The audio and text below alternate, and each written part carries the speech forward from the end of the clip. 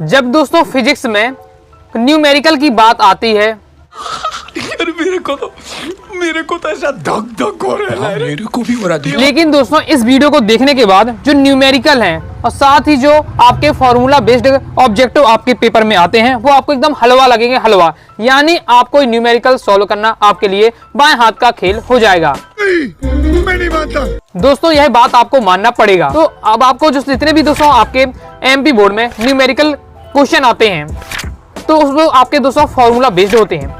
यानी अगर आपसे उस टॉपिक का फॉर्मूला बनता है तो वो आप न्यूमेरिकल आसानी से सॉल्व कर लेंगे, चाहे वो 2 नंबर का न्यूमेरिकल हो, 3 नंबर का, 4 नंबर का। लॉन्ग टाइप के जो न्यूमेरिकल हो तो वो भी क्या है, फॉर्मूला बेस्ड होते हैं। जैसे मैं आपको दिखाता हूँ, ये आपका एमपी बोर्ड एग्जाम 24 का पेपर। ओके, पहले हम दोस्तों मैं आपको उसकी महत्ता बताऊंगा, तब आपको दोस्तों क्या है पढ़ने में आपको मन लगेगा और आपको क्या है समझ में आएगा कि हाँ हम इसका उपयोग कैसे कर सकते हैं। तो जैसे मैं आपको न्यूमेरिकल दिखाऊं, ये आप देख सकते हैं, ये क्वेश्चन है एमपी बोर्ड एग्जाम 24 में आया था। चुंबकीय क्षेत्र का परिणाम आपको निकालना है। परिणालिका के अंदर चुंबकीय क्षेत्र का परिणाम जो होता है उसका अगर फॉर्मूला पता है, फॉर्मूला लिखेंगे, बस उसमें फेरों की संख्या आपको उसमें क्या रखना है, लंबाई रख देनी है, धारा रख देनी है, आपका आंसर आ जाएगा। इसके बाद जैसे अथवा में दिया हुआ है चुंबकीय क्षेत्र का सभी परिणाम की गणना करनी है, फॉर्मूला बेस्ड पूरा आपका रहने वाला है। ये वाला आप देख लीजिए, 4 नंबर में क्वेश्चन रखा हुआ था और मात्र एक फॉर्मूला, एक छोटा सा फॉर्मूला इसमें आपसे बनता है तो वो आप आसानी से इसमें कर लेते हैं। विद्युत क्षेत्र की तीव्रता का फॉर्मूला आपसे बनता होगा, आसानी से आप इसे कर लेते हैं। एमपी बोर्ड एग्जाम 22 के पेपर को देखते हैं तो आप देख सकते हैं कि आपको अपवर्तन कोण ज्ञात करना। बस अपवर्तन कोण का आपको क्या है जो संबंध होता है, ध्रुवण कोण अपवर्तन कोण वाला जो संबंध है वो बनता है, तो वहां से हम निकाल सकते हैं। यहाँ आपको क्या है जो आपका एक दूरदर्शी है इसकी आपको विभेदन क्षमता निकालना, विभेदन क्षमता का फॉर्मूला बनता है, आपसे तुरंत बन जाएगा ये न्यूमेरिकल। रुको जरा सबर करो। इसके साथ ही ये आपका ट्रांसफार्मर दिया हुआ है, तो ट्रांसफार्मर फेरों की संख्या दिया हुआ है और साथ ही यहाँ वोल्टेज आपको दी हुई है। तो वोल्टेज और फेरों की संख्या में जो आपका क्या अनुपात होता है ट्रांसफार्मर वो वाला फॉर्मूला बनता है, तो आपसे बन जाएगा न्यूमेरिकल। यही आपको इसमें संचित ऊर्जा की गणना करनी है। 3 नंबर क्वेश्चन है, एक छोटा सा संचित ऊर्जा का, कुंडली की संचित ऊर्जा का फॉर्मूला है, उसे आप रखेंगे, तुरंत आपको 2 लाइन में इसका आंसर आ जाएगा। तो क्या समझ में आ रहा है, चाहे 2 नंबर क्वेश्चन हो, 3 नंबर क्वेश्चन हो, चाहे 4 नंबर का न्यूमेरिकल वाला, बहुत ज्यादा आसान होता है यदि दोस्तों आपसे उस टॉपिक का फॉर्मूला बन जाता है। अब फॉर्मूला कहां से मिलेंगे, ये सबसे बड़ी समस्या है। ओके, और यह समस्या जब मैं पढ़ रहा था मेरे सामने भी आई थी और ये इसका सॉल्यूशन भी आपको नहीं मिल रहा है। ओके, कि फॉर्मूला कहां से मिले, किस टॉपिक से फॉर्मूला बनते हैं। टेंशन नहीं लेने का, अपुन है ना। हर चैप्टर से क्या है कौन कौन से एकदम सिलेक्टेड फॉर्मूले हैं, कहां से न्यूमेरिकल बनते हैं। ओके, उनको एक साथ आज की इस वीडियो में मैं आपको सभी अध्यायों के एकदम सिलेक्टेड फॉर्मूला बताने वाला हूं। तो ये दोस्तों आप बात समझ गए कि यदि आपसे फॉर्मूला बनता है न्यूमेरिकल, दोस्तों आपको एकदम मजाक सा लगेगा कि इतना आसान न्यूमेरिकल है। ओके, बस कर, रुलाएगा क्या। न्यूमेरिकल से संबंधित जो आपका डर रहता है आपके मन में वो एकदम खत्म हो जाएगा। ओके, इसके साथ ही एक बात और आपको है कि अगर आपने एक फॉर्मूला तैयार कर लेते तो न्यूमेरिकल तो बनेंगे ही, ये मैंने आपको समझा दिया है। इसके साथ ही आपसे ऑब्जेक्ट बनेंगे। ये आपका मॉडल पेपर है, एमपी बोर्ड एग्जाम जारी किया है। ओके, अभी आपके ये देख सकते हैं इस मॉडल पेपर में सही जोड़ी के सेक्शन में जाएंगे, पूरा यहाँ आपके दिए हुए हैं उनके फॉर्मूले, पूरा फॉर्मूला बेस्ड ये पूरी सही जोड़ी आई है। ये तो आपका मॉडल पेपर है और यही आपका अगर रियल पेपर हो जाए, यानी आपका बोर्ड पे एग्जाम में इसी टाइप से आ जाए क्वेश्चन, तो फिर क्या करेंगे। ओके, 90% स्टूडेंट को क्या है नहीं बन पाएगा, रीजन कि उन्हें फॉर्मूला याद नहीं है। इससे क्या समझ में आता है कि आपको क्या है 2 से 3 आपको क्या है कम से कम आपको 3 से 4 आपको क्या है ऑब्जेक्ट में आपको क्या है फॉर्मूला बेस्ड ऑब्जेक्ट मिलने वाले हैं। तो इससे दोस्तों समझ में आता है कि अगर दोस्तों आप फॉर्मूला तैयार कर लेते हैं तो आप दोस्तों जो 70 में 70 अगर नंबर लाने हैं तो न्यूमेरिकल और ऑब्जेक्टिव से कंप्लीट बनने चाहिए। तो ओके, तो न्यूमेरिकल कब बनेंगे, जब आपको फॉर्मूला तैयार हो। तो मैं आपको इस वीडियो में आपकी पूरी किताब के सभी महत्वपूर्ण फॉर्मूला बताने वाला हूं। ओके, तो क्रम से दोस्तों आपको क्या करना है, देखते जाना है, तैयार करते जाना है, कॉपी में नोट करते जाइएगा आप और समझते जाइएगा। चलिए देख लेते हैं, और चैप्टर बाई चैप्टर थोड़ा रहेंगे तो आपको दिक्कत नहीं होगी, एक साथ सब मिल जाएंगे। जो आपकी सबसे बड़ी समस्या थी उसको मैं आपको इस वीडियो में समाधान कर दूंगा। तो कूलाम का नियम, सबसे पहले आपको कूलाम का नियम तैयार कर लेना है। एक आपका F इक्वल टू होता है 1/4 पाई एप्सिलॉन नॉट आपका गुण है Q1 Q2 upon R square. Okay, अब देखिए इस वीडियो में आपको फॉर्मूला पूरे कंप्लीट तैयार करा दूंगा। आगे कि मैं आपको क्या है न्यूमेरिकल की वीडियो लाऊंगा कि इन फॉर्मूला की हेल्प से किस टाइप से क्वेश्चन पूछेंगे जाएंगे और हमें उन्हें किस टाइप से सॉल्यूशन करना है। ओके, फिर इसके बाद विद्युत क्षेत्र की तीव्रता, तो विद्युत क्षेत्र की तीव्रता बराबर आपका क्या होता है 1/4 पाई एप्सिलॉन नॉट मल्टीप्लाई आपका Q अपॉन हो जाएगा R स्क्वायर। ओके, इसे हम क्या कह सकते हैं, विद्युत क्षेत्र की तीव्रता में F अपॉन Q भी कह सकते हैं। नेक्स्ट, अच्छी स्थिति में तीव्रता, अच्छी स्थिति में विद्युत क्षेत्र की तीव्रता 1/4 pi epsilon not multiply 2p upon RQ। फिर निरक्षी स्थिति में तीव्रता इक्वल टू हो जाएगा दोस्तों आपका 1/4 पाई एप्सिलॉन नॉट मल्टीप्लाई हो जाएगा p आपका Q। अच्छी स्थिति में 2p अपॉन आर क्यू रहता है, जबकि दोस्तों निरक्षी स्थिति में p अपॉन क्या है आर क्यू रहता है। ओके, अब देखिए अच्छी स्थिति में कैसे आपको व्यंजक को निकालना है, निरक्षी स्थिति में कैसे निकालना है, तो ये तो आपको सीख के रखना है। ये तो आपका क्या है निगमित करने के लिए आपका 4 नंबर क्वेश्चन आता ही है।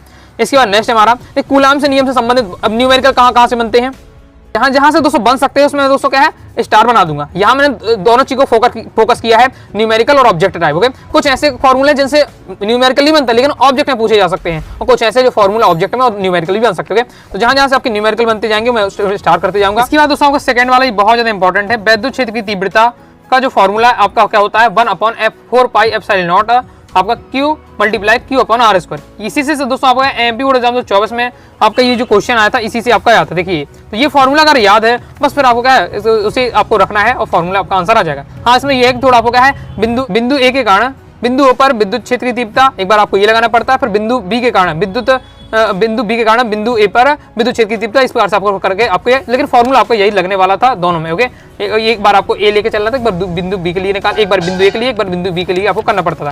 तो इस प्रकार से आपका था ये फॉर्मूला। नेक्स्ट है आपका अनंत लंबाई आवेश तार के निकट उत्पन्न विद्युत क्षेत्र की तीव्रता होता है आपका equal to 2π lambda upon R. Okay, इसके बाद है आपका देखिए अभी आपका फॉर्मूला बेस्ड है तो कहीं से भी आपके न्यूमेरिकल तो हाई चांस रहते बन सकते हैं कहीं से भी। आप इसे समतल चालक के निकट विद्युत क्षेत्र हो जाएगा आपका sigma upon 2ε0।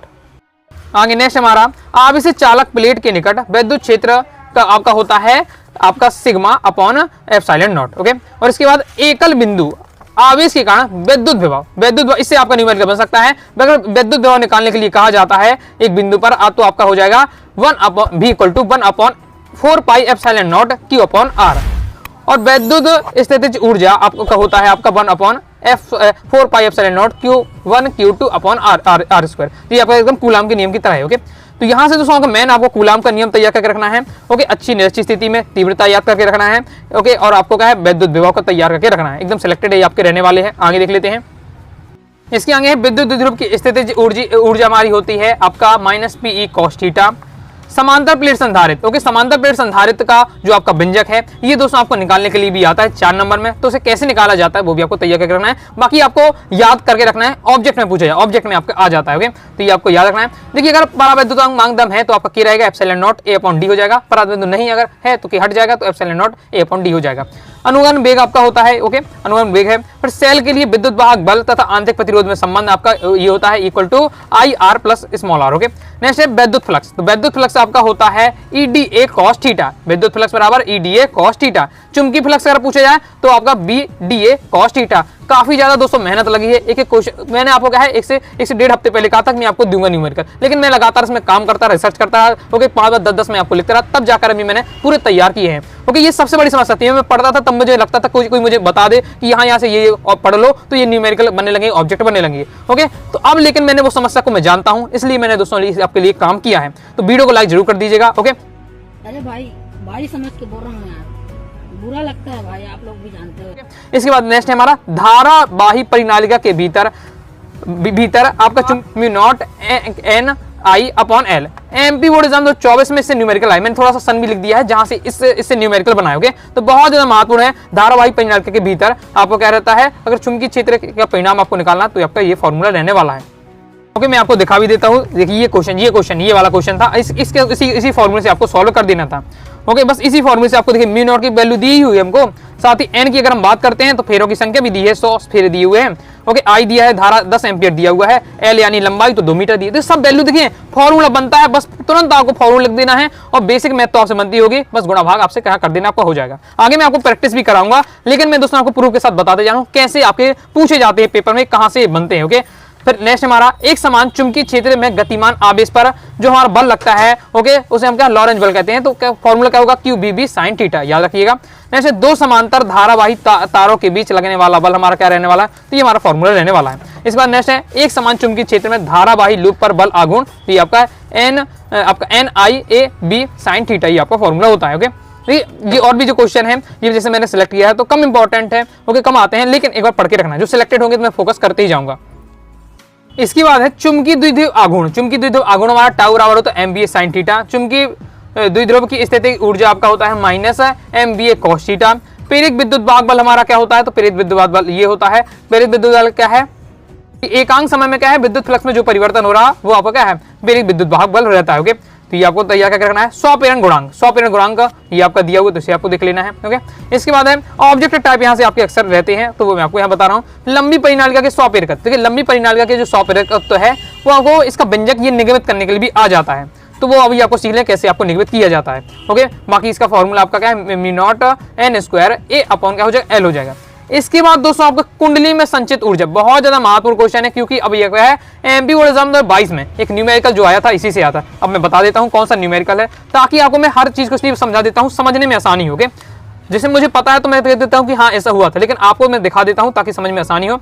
MP board exam 22 में एक क्वेश्चन आपका आया था, किसी कुंडली में 4 एम्पीयर धारा प्रवाहित करने पर कुंडली का प्रेरकत्व 100 हेनरी हो जाता है, संचित ऊर्जा की गणना कीजिए। तो संचित ऊर्जा, तो आपको कुंडली की संचित ऊर्जा का फॉर्मूला ये रखा हुआ है। अब जिस स्टूडेंट से ये फॉर्मूला याद है तुरंत देखिए, एल और आई स्क्वायर चाहिए। एल चाहिए हमको, एल यानी क्या होता है, एल दोस्तों हमारा होता है प्रेरकत्व, तो हमारा दिया है 100 हेनरी दिया है, बस यहाँ 100 लिख देना है। आई यानी हमारा क्या होता है, धारा, तो कितनी 4 एम्पीयर दी हुआ है, तो बस ये आपको इसमें फॉर्मूला फिट करना है और आपका आंसर आ जाएगा। बाकी दोस्तों मैंने एमपी बोर्ड एग्जाम 22 के पेपर का कंप्लीट सॉल्यूशन कराया फिजिक्स का, तो आप चैनल पर जाकर जरूर देख लीजिएगा, तो उसमें मैंने आपको ये सॉल्व करके दिखा भी था। ओके, अन्य प्रेरण गुणांक का आपको तैयार कर लेना, 100 प्रेरण गुणांक और अन्य प्रेरण गुणांक, और आपका ऑब्जेक्ट में पूछा जा सकता है। फिर दो परिनालिकाओं के बीच जो अन्योन्य प्रेरण होता है, ये आपको क्या होता है, mu naught n1 n2 okay a upon l। प्रेरण प्रतिघात, ये इंपॉर्टेंट, यहाँ से ऑब्जेक्ट आपके हाई चांस है आने के, यहाँ से जो आपके तो ऑब्जेक्ट यहाँ से बन सकते हैं, तो ये त्रैमासिक अर्थशास्त्र में कई बार यहाँ से इस टाइप से ऑब्जेक्ट बने हुए हैं, जोड़ी में पूछ लिया जाए आपसे, या एक शब्द एक वाक्य में पूछ लिया जाए। प्रेरण प्रतिघात एक्सएल बराबर क्या हो जाएगा, ओके आपका WL होता है। फिर धारती प्रतिघात XC बराबर क्या होता है, 1 अपॉन WC होता है। ओके, LCR परिपथ की प्रतिबाधा क्या होगी, प्रतिबाधा Z बराबर होगी √R square plus XL square. इसके बाद दोस्तों LC परिपथ के लिए प्रतिबाधा, अब यहाँ से कई सारे आपके फॉर्मूले बन सकते हैं। मेन है वो मैंने आपको बता दिया, प्रतिबाधी तो ZD से कहते हैं, root XC square plus XC आपका क्या हो जाएगा, या आपका XL स्क्वायर। ओके, इस पार्ट से नेक्स्ट है आपका ये आपका इंपॉर्टेंट है, LCR प्रतिबाधा इंपॉर्टेंट रहता है, तो प्रतिबाधा याद कर रखना है √R square plus XL minus XC का होल स्क्वायर। अनुनादी आवृत्ति का फॉर्मूला देख लेना है। फिर अप्रत्यावर्ती धारा परिपथ की औसत शक्ति क्या होती है आपकी, तो औसत शक्ति का आपका फॉर्मूला दिया हुआ है VRMS, आपका क्या होता है RMS और मल्टीप्लाई होता है आपका cos थीटा। इसके बाद ट्रांसफार्मर की दक्षता का फॉर्मूला, ट्रांसफार्मर की दक्षता क्या होती है, निर्गत शक्ति बटे होता है आपका निवेशी शक्ति। निवेशी शक्ति यानी जो हम शक्ति दे रहे होंगे और निर्गत शक्ति जो हमें शक्ति मिल रही है, तो ये आपके ट्रांसफर की दक्षता हो। तो मान लीजिए आपको ट्रांसफर की दक्षता का आ जाता है निकालने के लिए, तो फिर आपको यही रहने वाला, तो बता दीजिएगा निर्गत शक्ति ये है, निवेशी शक्ति ये है, बस आपको भाग लगा देना, आपका आ जाएगा इस पार्ट से। ये वाला क्वेश्चन बहुत ज्यादा महत्वपूर्ण है आपका, मतलब फॉर्मूला ट्रांसफार्मर अनुपात। ट्रांसफार्मर अनुपात क्या होता है, यहाँ P और S जो लिखा, P यानी होते प्राइमरी यानी आपके प्राथमिक कुंडली, और S यानी आपका सेकेंडरी यानी द्वितीय कुंडली। तो IP अपॉन होता है आपका IS equal to VS upon होता है VP इक्वल टू होता है BS अपॉन होता है NP। तो ये आपको संबंध तैयार करके रखना है। एमपी बोर्ड एग्जाम 22 में जो आपका ट्रांसफार्मर संबंध में जो क्वेश्चन आया है वो इसी से आपका बना है। यहाँ मैं आपको क्वेश्चन बता दूं, ये वाला क्वेश्चन जो आपका है ये इसमें, अब इसमें आपको क्या है, फेरों की संख्या की बात हो रही, वोल्टता की बात हो रही है, तो बस इन दो ही चीजों को आपको लेना है। ओके, तो ये वाला बस इतना आपको लेना था, ये वाला आपको हटा देना, क्योंकि ये इसके इक्वल है, ये इसके इक्वल है, मतलब सब एक दूसरे के इक्वल है। तो हमें तो केवल क्या है, यहाँ आपको दिया जा रहा वोल्ट दिया जा रहा था और आपको फेरों की संख्या दी जा रही थी, तो ये दो आपको लेने थे और बस इनमें क्या वैल्यू पुट कर दे दी थी और आपका आंसर आ जाता। तो बिल्कुल सिंपल आपका रहने वाला है। फिर इसके बाद दूरदर्शी के लेंस की विभेदन क्षमता, तो विभेदन क्षमता होती है D upon 1.22 lambda. MP board exam 22 में जो आपका विभेदन क्षमता वाला क्वेश्चन आया है लेंस की, वो इसी से आपका क्वेश्चन था। बस इसमें आपको क्या है, डी की वैल्यू रख देनी थी, डी यानी लेंस का व्यास रख देना था, लैम्डा यानी तरंग दैर्घ्य रख देना था, आपका आंसर आ जाता। ये क्वेश्चन आप यहाँ देख भी सकते हैं, इस टाइप का था। ओके, देखिए हमको लैम्डा भी दिया हुआ है, लैम्डा दिया हुआ है, तरंग दैर्घ्य दिया हुआ है, व्यास दिया हुआ है एक दूरदर्शी के अभिदर्शक लेंस का। ओके, बस हमें विभेदन क्षमता निकालनी थी, विभेदन क्षमता का मैं क्या फॉर्मूला रखना था, आप समझ जाते हो, ये फॉर्मूला है, अब याद कर लीजिएगा। अब आपके में आता है तो आपसे एकदम छूटना नहीं चाहिए, जान दे देंगे इसके लिए, क्या बात कर रहे हो आप। इसके बाद हमारा बूस्टर का नियम आपको पता होना चाहिए। बूस्टर का नियम होता है IP plus R equal to होता है 90 डिग्री। ओके, तो IP यानी आपका ध्रुवण कोण, R इक्वल टू होता है आपका अपवर्तन कोण। तो ये संबंध अगर पता है आपको बूस्टर का नियम का, तो एमपी बोर्ड एग्जाम 22 में से संबंधित क्वेश्चन आपका था। ये दोस्तों आपका दिया हुआ है। ओके, तो प्रीवियस ईयर में मैंने बहुत ज्यादा एनालिसिस किया है ताकि मैं आपको बता सकूं, ये वाला पूरा दिया हुआ है। ओके, तो इसको भी मैंने आपको क्या सॉल्व करा चुका हूं, आपको पेपर सॉल्यूशन मैंने बताया, उसमें देख लीजिएगा। इसके बाद दोस्तों सदेश रूप में वायु शवड़ का व्यंजक, तो ये भी आपका आ चुका है। ओके, 2022 2 नंबर में पूछा गया था, वायु शवड़ का क्या व्यंजक लिखिए। ओके, तो आपको तैयार करके रखना है, एक वाक्य में आ सकता है। इसके साथ ही और भी जो संबंध आपको तैयार करके रखने हैं, जैसे R इक्वल टू होता है V स्क्वायर अपॉन P, जिसमें R आपका प्रतिरोध है, P आपकी शक्ति है, B आपका विभव है। इस संबंध को आपको तैयार करना है। इसमें आपको क्या, मान लीजिए आपको शक्ति विभव दे दिया जाए, प्रतिरोध निकालने के लीजिएगा, ओके आपको क्या है प्रतिरोध उस विभव दे दिया, शक्ति निकालने के लिए, इस प्रकार से हो सकता है। संबंध होगा तो से पता होगा तो बन जाएगा। एमपी बोर्ड एग्जाम 2023 में क्वेश्चन इसी संबंध था। Okay P equal to I भी होता है, ये भी आपका इससे संबंधित था, तो ये आपको संबंध जरूर तैयार रखने हैं।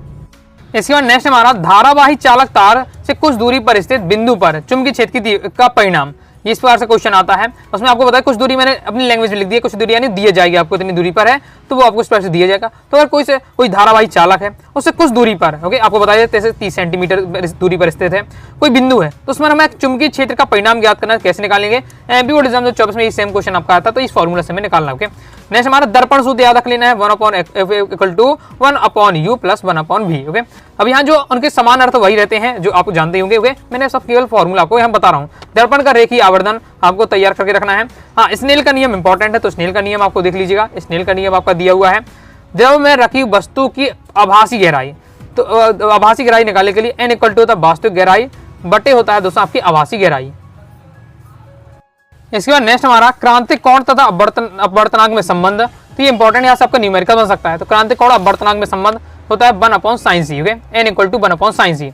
तो गोलीय अपवर्तक पृष्ठ के लिए अपवर्तन सूत्र हमारा क्या होगा, तो आपका अपवर्तन सूत्र दिया हुआ है। फिर ये बहुत ज्यादा इंपॉर्टेंट है, पतले लेंस के लिए लेंस मेकर सूत्र या लेंस निर्माता सूत्र, ये आपको क्या निगमित करने के लिए भी आता है। प्रीवियस में कई बार आ चुका है आपका कि इसके व्यंजक को यानी लेंस निर्माता सूत्र को कैसे आपको निगमित किया जाता है, पूरे 4 नंबर में आपका डेरिवेशन होता है, तो इसे भी आपको सीख कर रखना है। बाकी ये फॉर्मूला आपको याद करके रखना है और इससे संबंधित न्यूमेरिकल आपका क्या है एमपी बोर्ड एग्जाम 23 में आ चुका है। पेपर जाकर आप देख सकते हैं, इससे आपका संबंधित न्यूमेरिकल आपका आया था। दोस्तों बिल्कुल कम समय रह गया है, प्रॉपर तैयारी करना चाहते हैं क्लास 12 फिजिक्स सब्जेक्ट की, विशेषकर एमपी बोर्ड की। ओके तो पूरा एमपी बोर्ड को टारगेट करके मैं तैयार कराता हूं, तो आप क्या फिजिक्स के कोर्स को ज्वाइन कर सकते हैं। फिजिक्स कोर्स में मिलेगा क्या, पूरा वो डिटेल से नोट्स दिया जाएगा। साथ ही दोस्तों आपको all chapter important question answer, all chapter objective question answer, previous year paper, model paper अलग से 2 number 3 number 4 number model paper से प्रैक्टिस आपकी रहने वाली है। मतलब कंप्लीट आपकी तैयारी करा दी जाएगी और पीडीएफ मटेरियल रहेगा, रिकॉर्डेड वीडियो भी रहेगी, तो आप क्या आसानी से तैयारी कर पाएंगे कम समय में। इसके बाद लेंस आपको लेंस सूत्र हमारा क्या होता है 1/f इक्वल टू होता है 1/v माइनस 1/u।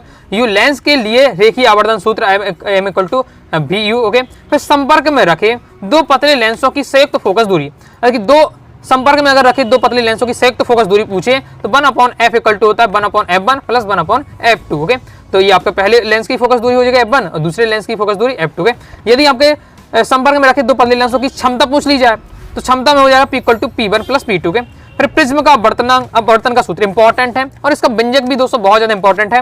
इसका व्यंजक आया था निगमित करने के लिए, ये आपका जो फॉर्मूला है ये निगमित करने के लिए आया था, तो आपको सीख लेना है किस प्रकार से इसको क्या है निगमित किया जाता है। चैप्टर वाइज चैप्टर इंपॉर्टेंट में हर क्वेश्चन मैंने आपको तैयार कराया है, तो आप क्या फिजिक्स के आपका इंपॉर्टेंट देख लीजिएगा ऑल चैप्टर वाले प्लेलिस्ट से जाकर, तो आपको क्या है सभी समझ में आ जाएगा। नेक्स्ट हमारा क्वेश्चन है संयुक्त सूक्ष्मदर्शी के लिए आवर्धन क्षमता, इंपॉर्टेंट है, यहाँ से आपकी जोड़ी तक आ चुकी है। ओके प्रीवियस ईयर पेपर में, तो ये आपको तैयार करके रखना है। तो संयुक्त सूक्ष्मदर्शी के लिए आवर्धन क्षमता, तो ये आपका दिया हुआ है, इसे आपको याद कर लेना है। अब इसमें भी कंडीशन होती है ओके कि जब अंतिम प्रतिबिंब स्पर्श दृष्टि की न्यूनतम दूरी पर बने तब दोस्तों आपकी आवर्धन क्षमता ये रहने वाली है। और दूसरी कंडीशन है, दूसरा केस है हमारा जब अंतिम प्रतिबिंब अनंत पर बने, तो ये आपका रहने वाला है। तो पहले तो आपको आवर्धन क्षमता ये दी हुई है, फिर उसके अंदर भी 2 कंडीशन होती हैं, जब प्रतिबिंब स्पर्श दृष्टि की न्यूनतम दूरी पर बने, जब प्रतिबिंब अनंत पर बने, तो ये आपको तैयार कर लेना है। तो 2022 के पेपर में आपका ये पूछा गया था, इस टाइप से आ जाता है। ओके अब फॉर्मूला आपसे बनेगा नहीं तो आप क्या तुरंत कंफ्यूजन हो जाएंगे। देखिए आपको कंफ्यूज करने के लिए 2 आपको बनावटी दी हुई थी, अब आपको याद होगा तुरंत आप बता देंगे इसका फॉर्मूला होता है संयुक्त सूक्ष्मदर्शी की आवर्धन क्षमता का। ओके तो अब तो ये 2022 में आपका हो सकता है कि यही सेम नहीं आएगा, लेकिन क्या दूसरे फॉर्मूला रख दिए जाएंगे, तो इसलिए फॉर्मूला दोस्तों आपका है अच्छे से आपको तैयार करना है। अगर आपको क्या है फिजिक्स के पेपर में 70 में 70 स्कोर करना है तो ऑब्जेक्टिव टाइप जो फॉर्मूला आपके आते हैं वो आपसे बन जाएंगे, साथ ही न्यूमेरिकल तो बनने ही वाले हैं। इसके बाद खगोलीय दूरदर्शी की आवर्धन क्षमता ये दी हुई है। अब इसमें भी आपकी कंडीशन है, लेकिन कम इंपॉर्टेंट खगोलीय वाला आपका संयुक्त सूक्ष्मदर्शी वाला सरल सूक्ष्मदर्शी वाला, ये 2 आपको तैयार करके रखना है। ओके इसके बाद और इनका आवर्धन क्षमता कैसे निकाली जाती है, संयुक्त सूक्ष्मदर्शी की सरल सूक्ष्मदर्शी प्रीवियस में कई बार आ चुका है, तो वो आपको निकालना भी सीख लेना है। कंडीशन इसमें भी है कि जब प्रतिबिंब स्पर्श दृष्टि की न्यूनतम दूरी बने, दूसरी कंडीशन है जब प्रतिबिंब अनंत पर बने तब आपकी आवर्धन क्षमता, तो ये आपको पढ़ के रखना है। ओके इसके बाद दूरदर्शी की लंबाई अगर निकालने के लिए कहा जाए तो आपका हो जाता है f0 प्लस fe। ओके फिर 2 तरंगों के व्यतिकरण के लिए परिणामी तीव्रता, 2 तरंगों का व्यतिकरण हो रहा है, इसकी परिणामी तीव्रता क्या होने वाली है, तो I इक्वल टू होगा I1 plus I2 plus 2 root I1 I2 cos theta. अगर यहाँ आपका cos थीटा के वैल्यू +1 है तो आपका क्या है अधिकतम होगा और समपोषी व्यतिकरण होगा, न्यूनतम होगा तो cos थीटा की वैल्यू के -1 होगी, विनाशी व्यतिकरण होगा। अभी थोड़ा आपको समझने में दिक्कत हो सकती है, इससे संबंधित न्यूमेरिकल अगर बनते हैं जब मैं उससे प्रैक्टिस कराऊंगा तो आपको फिर क्या है समझ में आएगा कि इनका प्रयोग कैसे करना है। ओके, अभी जो सिलेक्टेड है वो आपको क्या तैयार करके रखते ही जाना है। फ्रेंड्स चौड़ाई का मान आपको तय करना, ऑब्जेक्ट में आपका आ चुका है प्रीवियस ईयर में, बहुत ज्यादा इंपॉर्टेंट है। फ्रेंड्स चौड़ाई को आपको तैयार करके रखना है। प्रकाश इलेक्ट्रॉनों की अधिकतम ऊर्जा, तो प्रकाश इलेक्ट्रॉन की अधिकतम ऊर्जा E के इक्वल टू होता है आपका E आपका V0। अब V0 आपका क्या है निरोधी विभव, निरोधी विभव। अब निरोधी विभव क्या है 2 नंबर में एक क्वेश्चन आता है, बहुत ज्यादा इंपॉर्टेंट है, प्रीवियस ईयर में ये भी आ चुका है। ओके 2022 में पूछा गया था निरोधी विभव क्या है 2 नंबर में, तो ये भी आपको तय करना है। तो ये आपका क्या अगर पूछ ली जाए प्रकाश इलेक्ट्रॉन की अधिकतम ऊर्जा क्या है तो ये फॉर्मूला होता है E के equal to E V0। Einstein का प्रकाश विद्युत समीकरण इंपॉर्टेंट है, बहुत ज्यादा इंपॉर्टेंट है। यहाँ 2 फॉर्मूला होता है, एक तो ये आपका हो सकता है E के इक्वल टू होता है E - W, ओके, या फिर हो सकता है आपका E के इक्वल टू होता है आपका HV माइनस SV0। ओके, अब यहाँ W की हम बात करें तो यह कारफलन है और V0 आपका क्या है दहली आवृत्ति है। आगे देख लेते हैं, आगे नेक्स्ट है। ओके, वीडियो को लाइक नहीं लाइक जरूर कर दीजिएगा क्योंकि काफी ज्यादा मैंने इसकी रिसर्च की है। और ओके, और आगे दोस्तों और भी कोई दिक्कत आती डाउट आता है कोई भी टॉपिक पर कमेंट बॉक्स में जरूर बताइएगा, तो इस पर भी मैं आपको क्या है समझा दूंगा। जैसे फोटोन की ऊर्जा, तो फोटोन की ऊर्जा आपका क्या होता है इक्वल टू होता है hc/λ। फोटोन का संवेग याद रखना है, ऑब्जेक्ट में आपको ये पूरा सीधे रखा रहता है। ओके, डी ब्रोगली तरंग दैर्घ्य तो ये आपका दिया हुआ है, तैयार अच्छे से आपको कर लेना है। बोहर का परमाणु मॉडल है, उसका कोणीय संवेग का मान कितना होता है वो देख लीजिएगा। बोहर त्रिज्या का मान दिया हुआ है, इंपॉर्टेंट है। लास्ट में हमारा द्रव्यमान ऊर्जा संबंध बहुत ज्यादा इंपॉर्टेंट है, del equal to del M multiply हो जाएगा आपका c²। तो ये आपका हो जाता है इंपॉर्टेंट फॉर्मूला। मैंने कंप्लीट बुक की आपको सिलेक्टेड है टॉप 70 यहाँ बताए हैं आपको 70, और भी बहुत सारे फॉर्मूले थे लेकिन जो बहुत ज्यादा इंपॉर्टेंट है ऑब्जेक्ट और न्यूमेरिकल दोनों की दृष्टि से मैंने आपको कवर करा दिए हैं। तो आइए दोस्तों आपको वीडियो पसंद है कि वीडियो पसंद है लाइक करें सब्सक्राइब जरूर कर दीजिएगा, साथ ही दोस्तों व्हाट्सएप चैनल को ज्वाइन कर लीजिएगा और दोस्तों डाउट आता है कौन से आप जरूर पूछिएगा। मिलते हैं दोस्तों नेक्स्ट वीडियो में, तब तक के लिए बाय बाय।